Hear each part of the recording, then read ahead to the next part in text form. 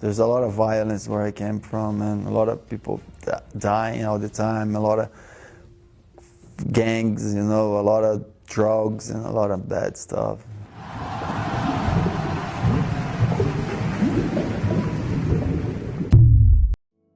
Yo, what is up, you guys, and welcome back to the channel. In this video, we're going to be talking about what happened to former UFC light heavyweight Thiago Silva.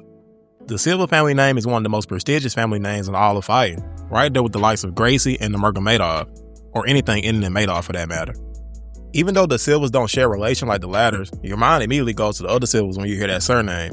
Anderson Silva, Vanderlei Silva, Alex Silva Pereira, heck, even Charles Oliveira's paternal surname is the Silva. I'm saying that to say, when I heard Thiago Silva's name for the first time, I knew he was good.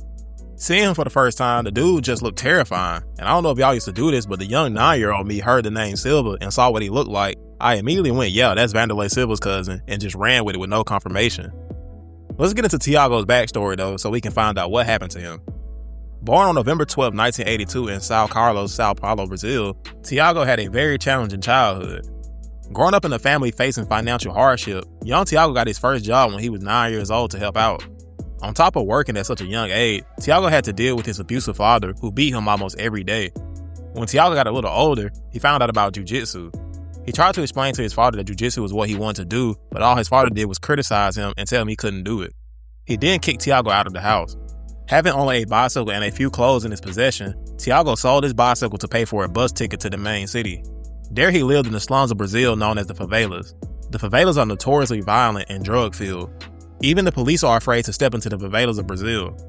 Thiago adopted a see no evil, hear no evil, speak no evil approach to life in order to survive there. He found a gym there, but he was still struggling financially, often having to choose between eating and training. Sometimes he would go to a supermarket and eat his food right there on the aisle, trying not to get caught since he didn't have any money to purchase it. No matter what, Thiago was not going to miss a day of training, motivated to make something out of his life. There was also another reason why Thiago never missed a day of training. A woman by the name of Taysa Kamiji, who trained at the gym as well. The two quickly bonded as Thiago would come in flirting with Taysa every day. The two eventually began dating, and she trained alongside him. They would look at the UFC magazines together, manifesting that one day Thiago would become one of those guys. Silva turned pro at the age of 22 in 2005, competing mainly in his native Brazil, amassing a 9-0 record with 7 of those wins coming by knockout. He won the Fury FC 2 Grand Prix during that time and had a nasty soccer kick KO over Tatsuya Mizuno in a pancrase bout. Thiago was then invited to come train at American Top Team in Florida to prepare for his UFC debut after signing with the promotion.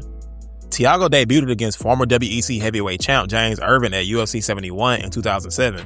Thiago, at big green on the feet, was hurt early by a right hand of Irvin and was tripped up to the mat. Thiago was able to quickly get his guard, then proceeded to sweep Irvin, landing a takedown. As Irvin came down on the takedown, he hurt his knee and wasn't able to continue. Thiago got the win by TKO due to injury in the first round. His second fight in the UFC was against Tomas Draval, a fight in which he won by second round TKO.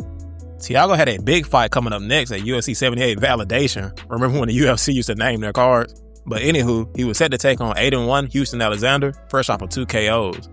Thiago quickly exposed Houston's lackluster grappling in the fight, taking him down and putting him out with ground and pound in the first round. Thiago was going to get an even bigger test at UFC 84, Ill Will, yes bro, Ill Will, like Will Brooks, against Rashad Evans, but Evans was asked to fill in for a fight against Chuck Liddell at UFC 88. Thiago instead faced debutant Antonio Mendez, forcing him to tap the strikes after dominating him on the ground. Now at 13-0, 4-0 to UFC, Silva was slated to take on Lyoto Machida at UFC 89. Silva had to pull out of the bout due to a back injury, and make note of this because it would come up again later, but the fight was rescheduled for UFC 94 on January 31st, 2009. In the fight, the Machida era outclassed Silva on the feet, sleeping him in round 1. This ended Thiago's 13-fight unbeaten streak. Thiago stated that he cut too much weight before the fight, leaving him slow and sluggish, not able to do much of anything. His now wife at this time, Taysa Silva, said after the fight, Thiago didn't sleep for many days. He learned a lot of things from his first pro loss and was motivated to come back stronger than ever. Come back strong he did, knocking out the Dean Amin Keith Jardine in the first round of UFC 102 in August of 2009. Thiago was then set to headline UFC 108 in 2010 against a hungry Rashad Evans, looking to avenge his fallen friend and training partner, Keith Jardine.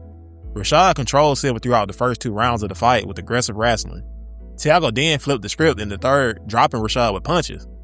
Thiago was on the attack the rest of the round, even taunting Rashad, but it was too little too late as Rashad survived, hanging on to win the decision. This was Thiago's second pro loss, dropping his record to 14-2. Not too long after this, the controversies in the UFC and his life began. He was scheduled to take on Tim Boetsch at UFC 117, but that reoccurring back injury I told you all to keep in mind flared up. Silva then returned until a year after the Rashad fight against Brandon "The Truth" Vera at UFC 125 in 2011, in a fight where he impressively dominated Vera on the ground, muscling his way to a unanimous decision, breaking Vera's nose in the process, and absolutely humiliating him with open hand strikes. Thiago got that scary crown tattoo on his neck after this fight that gave off the impression that he had a spiky goatee, making him look like Demon King Dabura from Dragon Ball Z. I have no doubt he was possessed by Bobby in that fight because he fought like an absolute demon. Riding momentum from that win, the now 15-2 Thiago Silva got set up with Rampage Jackson at UFC 130 on May 28, 2011. Rumblings about Thiago being injured and the fight getting canceled started swirling around when Thiago told the Brazilian media outlet that he was not injured and in perfect health, but the NSAC had one positive and one negative drug test sample from his UFC 125 fight. Basically, Thiago was saying there was a potential mishap with the drug test samples and that the second sample being negative would exonerate him from any wrongdoing. Well, the Nevada State Athletic Commission called BS on that, as they stated that they did not have the results of Thiago's second test sample just yet. The UFC took no chances and replaced Thiago with Matt Hamill in the Rampage fight. On March 29, 2011, not too long after Thiago's erroneous statement, NSAC announced that they had the results of Thiago's second sample and that it came out to be inconsistent with human urine. A day later, Thiago released a statement admitting to using a urine adulterant in order to alter the test sample. The official statement reads, "I used a urine adulterant when given a sample following my fight with Brandon Vera. I did so in an attempt to alter the results of the test and knowingly broke the rules of the Nevada State Athletic Commission. This was a terrible decision on my part for which I will be punished. I am prepared to accept this punishment, learn from it, and move on. I apologize to the commission, the UFC, Brandon Vera, and the MMA fans." On April 7, 2011, Thiago Silva was suspended for 1 year retroactive to his UFC 125 win over Vera, which was overturned to a no contest, setting Thiago's record back to 14-2-1. He also forfeited 25% of his fight purse and $20,000 of a $55,000 win bonus. Thiago took full ownership of his offense, and I respect that. He didn't want to make excuses, but he did provide an explanation as to why he cheated the test. His statement reads, quote, "Please do not interpret this as an attempt to justify my actions. I know they were wrong, and I know I made bad decisions. I re-injured my back 45 days before the fight with Brandon Vera. After not fighting for a year, I made the decision to not pull out of the fight. I also decided that the only way I could continue with the fight was to take injections in my back and spine that contained substances prohibited by the Nevada State Athletic Commission. I also made the decision to use a product to hide the presence of these substances in a urine test." Unquote. Silva's suspension was up on January 1st, 2012. He had 2 fights quickly fall through, one being a rematch with Brandon Vera that was scrapped after Vera got injured, and one with Ikor Prokopjak, as Silva was pulled from the bout to take on rising prospect Alexander Gustafsson at UFC on Fuel 2. In the fight, Alexander used his range and movement to control the pace. Look at Prime Gus, man, rocking the iconic bad boy short. Gus dropped Silva with an uppercut in the first, opening up a large cut across Silva's forehead. Silva didn't quit though, firing back punches trying to get inside the large frame of Gus, coming up a little short each time. Thiago had a few moments, but young Gus was just too crisp with his boxing, cruising to a UD win. The loss dropped Silva's UFC record to 5-3-1 and his overall record to 14-3-1. Silva hadn't had a win in 3 fights and he was looking to get back on track. He was supposed to fight former light heavyweight champ and shooter box alum Shogun Ahua, but he pulled out due to an injury. Silva instead took on unbeaten Bulgarian wrestler Stanislav Netkov at UFC on Fuel TV 6 on November 21st, 2012. Silva submitted the undefeated fighter in the 3rd round, winning his first submission of the night bonus, but our boy must have hanging with the Diaz brother before the fight because he failed his post-fight test for marijuana metabolites. The bout was swiftly overturned to a no contest and Silva was once again suspended, this time for 6 months. Silva was now without a win in his last 4 fights, alternating 2 losses and 2 no contests, creeping up on almost 4 years since his last official win against Keith Jardine back in 2009. His record stuck at 14 wins and 3 losses, despite actually getting his hand raised at the end of 2 fights within that span. After Thiago's suspension was up, he was put in an anticipated bout against former Strikeforce light heavyweight champ Rafael Cavalcante at UFC on Fuel TV Nogueira vs. Verdum on June 8, 2013. Cavalcante had a recent KO win over Yoel Romero. In the fight, Thiago pressed forward the entire first round. Towards the end of the first round, Thiago backed Fejao up against the cage and unleashed a hellacious uppercut that put him down. A few follow-up shots later, and the fight was waved off. A huge TKO win for Thiago Silva, finally moving away from 14-3, now to 15-3. Thiago won knockout of the night for this performance, it being his second performance bonus in a row since I don't think Dana comes and repos the bonus money after fights are overturned. I might have to check that out though. Thiago got another win in October 2013 over Matt Hamill by decision, putting together his first win streak since starting 4-0 in the promotion. Something was off though as Silva missed weight for the bout and looked subpar in his performance. After being linked to a fight against OSP in January, Thiago pulled out, but the bout was immediately rescheduled for March 2014. That fight never took place because this time Thiago was not only out of the bout, but out of the promotion entirely, getting released after being arrested on February 6, 2014. What for? Well, this is a crazy story, and if you were an MMA fan around this time, you remember how bad everything sounded in the media. You saw this scary-looking mugshot of Thiago alongside the headlines, UFC fighter arrested in Oakland Park, Florida, after a standoff with the S.W.A.T team, charged with 2 counts of attempted murder. I immediately went, Thiago's finished. There's no way he comes back from this. The arrest stemmed from an ongoing situation with Thiago's estranged wife, Thiago Silva. The events date back to January 30, 2013, where Thiago confronted Thiago about an extramarital affair with Brazilian Jiu-Jitsu instructor Pablo Popovich. Thiago allegedly pointed a silver revolver at Thiago, then put the barrel of the gun in her mouth. This prompted Thiago to get a temporary restraining order on Thiago. Thiago violated this restraining order, pulling up at Thiago's home on February 5th before sending text messages threatening to kill Thiago. The next night on February 6th, according to reports, Thiago was at Popovich's training center when Thiago pulled up again, laying on the horn until Thiago came out. When she got close to the car, a visibly intoxicated Thiago pointed a Glock at her and allegedly said, "You have 10 seconds to bring Pablo outside, and if he does not come out, I will go in the gym and start shooting everyone." There were reportedly 25 students inside the facility at the time of the threat. Popovich is said to have come outside and approached the car when Thiago again threatened to kill both Popovich and Thiago before driving away. Popovich then ran back inside, locked the door, and called the police. Police responded to the incident and tracked the fighter back to his home, where Thiago barricaded himself inside and an armed standoff took place. After the police surrounded the home, Silva eventually came out and was subdued by stun gun. Silva was arrested and charged with 2 counts of attempted murder, aggravated battery with a deadly weapon, and obstruction without violence. From the back of the police car, he told the cameraman he didn't pull a gun on his wife. Quote, "She wanted my house and she wanted my money. Just don't report. Can you do that for me?" Unquote. She wants my money. It was your money. What happened? Tell me the money. She wants my house. She wants my money. Just don't report. Can you do that for me? Who did you threaten when you were there? Dana White immediately released Thiago from the UFC the next day on February 7th, stating that Thiago would never fight in the UFC again. Things looked really bad for Thiago as pictures of him sticking a bird to reporters while being transported to jail made the rounds. The aggressive nature of his job did him no favors as people were quick to deem him as a violent person. Luckily for Silva, during their first appearance court hearing, Silva's attorney Scott Saul used that to his advantage and was able to have the attempted murder charges downgraded to aggravated assault with a firearm and aggravated battery with a deadly weapon. In his deliberations with the court, Saul argued that the attempted murder charges were a, quote, overreaction because of what the man does for a living, unquote. Silva didn't say much during the hearing, but he did correct Judge Hurley at one point on the pronunciation of his wife's name. I hope I'm saying it right. I don't want Thiago outside my window with the blicky. That instance right there, though, is a sign that Thiago still has some feelings for Thiago, despite the two reportedly separating back in December of 2012 after 13 years of marriage. Before we get further into how things played out legally, let's lay out the whole backstory of how this domestic dispute began with the help of numerous media outlets and a fighter named James Brasco, who trained at Pablo's gym.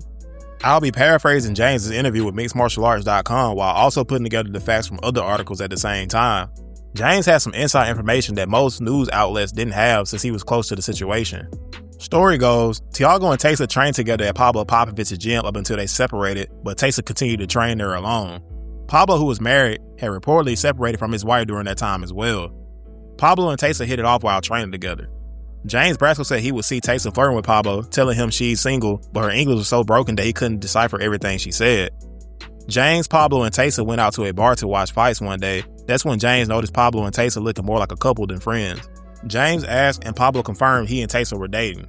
Fabiana Popovich, Pablo's estranged wife, found out about this and reportedly told Thiago about Thiago and Pablo messing around. That's when Thiago began questioning Thiago about Pablo. Thiago and Thiago were living separately at the time, and Thiago was reportedly dating other people as well, which caused the question why he would threaten her over her new relationship. When you take a good look at Thiago, you kind of see why. That boy was jealous. What they be saying in those live screen chats, booba or something like that? Shh, Thiago booba, dadgummit. Thiago's chest aside though, after Fabiana told Thiago about the affair and he questioned Thiago, that's when the alleged gunpoint and the follow-up gym incident happened. Thiago reportedly only lived 3 miles away from Taysa, according to James Brasco, so that's how all of this happened so quickly. James detailed the events of Thiago at the gym the same as most media outlets, but he did make some noticeable comments defending Pablo and his relationship with Taysa, like saying he thought that Thiago and Taysa's relationship was more about gaining citizenship, not love, and reiterating that the two were not together during this time. He finished the interview with an interesting soundbite that I'll read for you all. Quote, "And by the way, all you UFC ball huggers out there, I would take my shot at Thiago on the street before I would Pablo. Pablo is 200 pounds, jacked. He ain't gonna stand there and trade. This is not MMA, and Thiago isn't gonna stop his shot. Thiago gets slammed on the cement, guys. Put it this way, Thiago can't sweep me, sub me, take me down, nothing. Good guard though. Pablo's a fucking machine. He doesn't need MMA. He makes big money with his gym." Unquote. After reading that, I have to ask the golden question, man. Who y'all got? Thiago or 200 pounds jacked up Pablo in the fight? Let me know down in the comments. Now that we know the story, it's time to find out how this all played out legally and if Thiago was convicted or not. On March 7, 2014, a bond hearing was held for Thiago, with several people speaking on his behalf, including fellow UFC fighter Rashad Evans, who he trained with now at Black Zillions, and Pablo's ex-wife Fabiana. Taysa testified against Thiago on behalf of the state. After all testimony and arguments were heard, the judge granted Thiago bail, much to the disapproval of his ex-wife Taysa, who was hysterical at the court proceedings. Thiago wasted no time getting a fight booked for August 29, 2014 against Mike Hayes on the regional scene that would have took place before his case was even settled if Thiago didn't get injured. Several days after the court hearing, Thiago's defense attorney Scott Saul reached out to state attorney Virginia Hawkins to have Thiago's belongings retrieved from his ex-wife via a third party. When Ms. Hawkins tried to contact Taysa, she was unresponsive up until next month in April when Pablo called to make new claims against Thiago.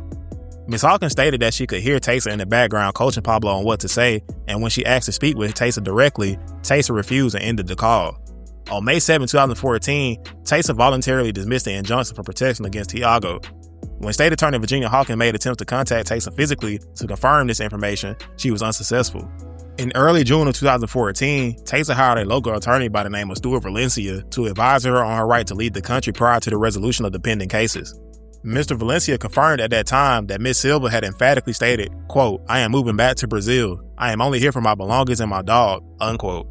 In late June, a judge granted Thiago permission to fight as he was booked to take on Mike Hayes in August in the Fight Time promotion, with the case still pending. This would have been Thiago's first action since being arrested in February, but he didn't fight after it was revealed that he needed surgery on his knee.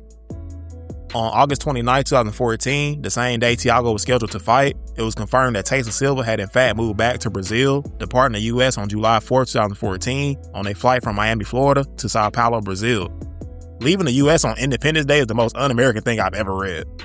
Leaving the country resulted in Taysa voluntarily removing herself from jurisdiction, thereby resulting in the state's inability to present prima facie evidence for the crimes charged. On September 4, 2014, the state announced a nolle prosequi, dismissing all charges filed against Thiago Silva. Thiago was immediately re-signed by the UFC after the charges were dropped, with Dana White saying, quote, "When this thing went down, I said he'll never fight in the UFC again. When I watched it unfold on TV and heard of the charges, it didn't look good for Thiago Silva, but he was acquitted of all charges. How do you not let that guy fight again? He went through the legal process and came out of it untainted. He deserves to be able to make a living again. He's back under contract," unquote. However, in a major turn of events, Dana would ultimately end up keeping his initial word of Thiago never competing in the UFC again when Thiago was re-released on September 19, 2014 after Taysa released video evidence of an encounter with Thiago. In the video, you see Thiago under the influence of what looks like that booger sugar with a gun in his hand. He wasn't particularly violent in the video, but he did smack the camera away when Taysa got closer. The audio is in Portuguese, but a transcript revealed that Thiago was questioning why Taysa called the police on him while accusing Taysa of hiding a man upstairs. Taysa can be heard telling Thiago to leave the house. She did not want a junkie there. Thiago questions why she is filming, and Taysa replies, "So you can see what you did when you were normal again." This video confirms some of Taysa's claim about Thiago and his tendency to grab the Glock at a moment's notice. Taysa said she decided to release the video after Thiago called her a liar on the MMA Hour. Taysa, who shortly after the events moved to Abu Dhabi with Popovich, stated in an interview with MMA Fighting that she never lied about anything. She said the police already knew she had a job offer in Abu Dhabi, and that was an opportunity to restart her career with the man of her life, doing what she loves. She said, quote, "You have no idea how much I love this place. My husband is here for me when I need. We're very happy. Everybody knew about this job. I dropped the restraining order so I wouldn't have to come back to trial and risk losing my job, so I ended up helping Thiago. But I was pissed off when he decided to open his mouth. He should be thanking me, but people never change," unquote. So in the end, Taysa comes out and ultimately proves that Thiago had been acting irrationally. While I do understand a little bit why Thiago acted the way he did, since he probably felt betrayed because of who his ex-wife chose to move on with, but you can't go around waving guns in people's faces. If the case had continued and the video evidence Taysa had was submitted to the court, Thiago could have served a lot of time behind bars if he was convicted. I'm glad no one was hurt physically in this situation though, and Thiago was able to continue his career outside of the UFC because I don't think he's an evil person, just someone who acts impulsively. He stayed free from trouble as he continued fighting, and on January 15, 2015, 11 months after his arrest, it was announced that Silva had signed with World Series of Fighting to compete in a 4-man tournament for their light heavyweight title. Thiago had multiple opponent changes before his fight on March 28th at WSOF 19. Even late replacement Matt Hamill pulled out of the fight on fight day. Teddy Holder stepped in on fight day and beat Silva by TKO in the first round as a huge underdog. Not a great start for Thiago's WSOF run. Thiago Silva's contract allowed him to fight for other organizations, so Silva fought Marcus Surcer in the Gladiator MMA organization next. Thiago won the first round of the fight, busting up Marcus pretty badly, but he lost by somewhat controversial TKO in the second round after Surcer knocked him down with a clean elbow and rained down a plethora of unanswered punches. Thiago was still very much coherent, holding on to a leg trying to survive, but I can't really argue it.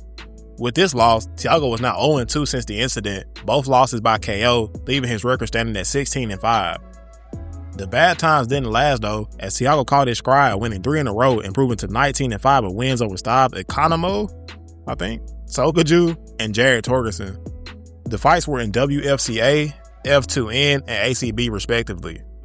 Thiago detoured for a single kickboxing fight in December of 2017 for Glory against John King, which he won by decision, then continued to fight for ACB since he won the ACB light heavyweight belt in his fight against Jared Torgerson.